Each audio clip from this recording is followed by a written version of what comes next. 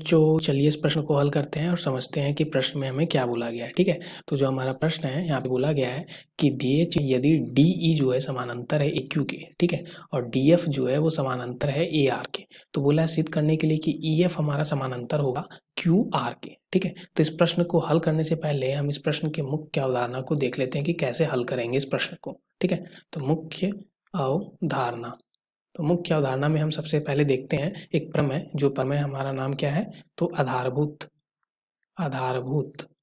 अनुपातिक प्रमेय। ठीक है, तो अनुपातिक प्रमेय।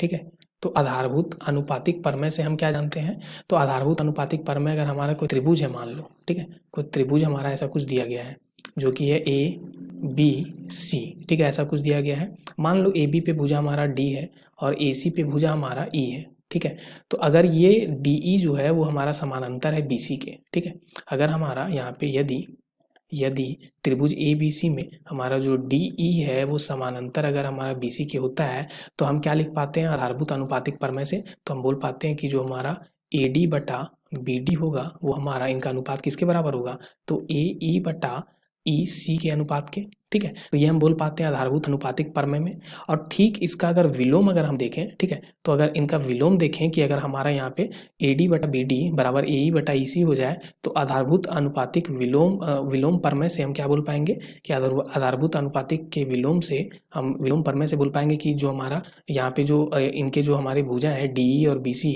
वो हमारे क्या हो जाएंगे, समानांतर हो जाएंगे। चलिए इस प्रश्न को अब हल कर लेते हैं, तो प्रमेय से इसी प्रमेय से। ठीक है, तो यहाँ पे सबसे पहले हमें क्या दिया गया है, हमें दिया गया है DE जो है वो पैरेलल यानी कि समानांतर है AQ के। DE हमारा AQ के समानांतर है, तो सबसे पहले हम यहाँ पे त्रिभुज AQP में बात करें, तो APQ में बात करते हैं, तो त्रिभुज APQ में।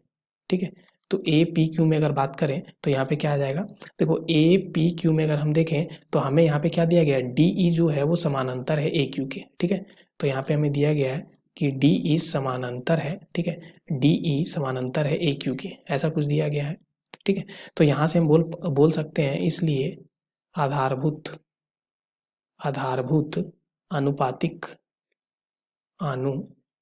प्रमेय से हम क्या बोल पाएंगे, आधारभूत अनुपातिक प्रमेय से हम क्या बोल पाएंगे यहाँ पे, तो हम यहाँ पे बोल पाएंगे कि जो हमारा PE बटा EQ होगा, ठीक है, PE यहाँ पे बोल पाएंगे PE बटा EQ जो हो जाएगा वो किसके बराबर हो जाएगा, तो ये हो जाएगा हमारा PD बटा DA के। ठीक है, तो PD बटा DA के। ठीक है, तो इसके बराबर हो जाएगा PD बटा DA के।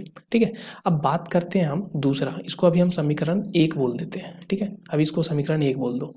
अब बात करते हैं त्रिभुज, ठीक है, किसमें, तो त्रिभुज हम बात करते हैं PAR में। ठीक है, तो यहाँ पे PAR में। ठीक है, तो PAR में अगर हम देखें तो यहाँ पे हमारा क्या है, DF जो है वो समानांतर है AR के। ठीक है, तो यहाँ पे DF जो है वो समानांतर है AR के। तो फिर से यहाँ पे अगर हम देखें तो आधारभूत अनुपातिक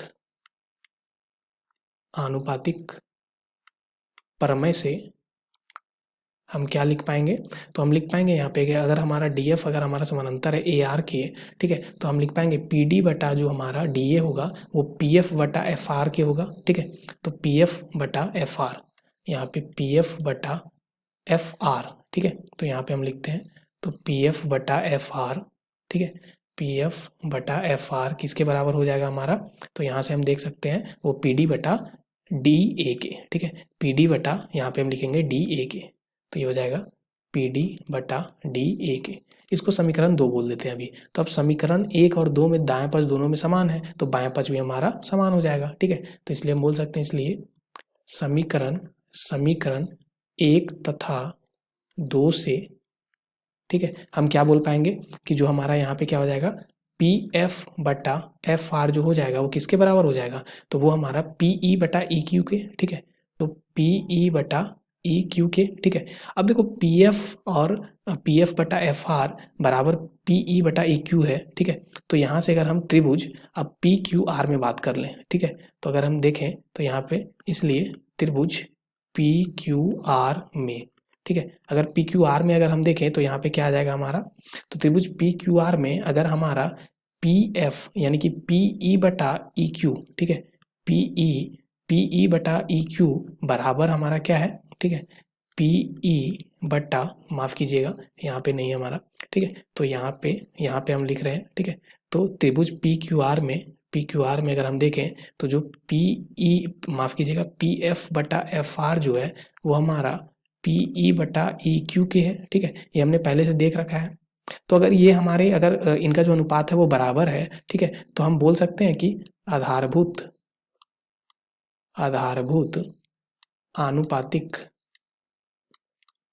आनुपातिक प्रमेय के विलोम से, ठीक है, विलोम से हम क्या बोल पाएंगे कि अगर हमारी भुजाओं का यहाँ पे जो हमारा ये जो हमारे जिसको हमारा ये क्या करता विभाजित कर रहा था उसका अनुपात अगर दोनों का समान हो तो जो हमारे इनके द्वारा जो हमारे विभाजित जो हमारे भुजा हैं यानी कि जो हमारा EF और जो QR है वो हमारे समानांतर होंगे, तो EF समानांतर हो जाएगा QR के, ठीक है, तो यहाँ से क्या बोल पाएंगे कि EF हमारा समानांतर हो जाएगा QR के, ठीक है, तो EF जो है समानांतर है QR के, और यही हमें क्या करना था, सत्यापित करना था कि EF हमारा समानांतर किसके हो जाए, तो QR के, और यही हमने सत्यापित कर दिया था। आशा करते हैं कि आपको इस प्रश्न का हल समझ में आ गया होगा। धन्यवाद बच्चों।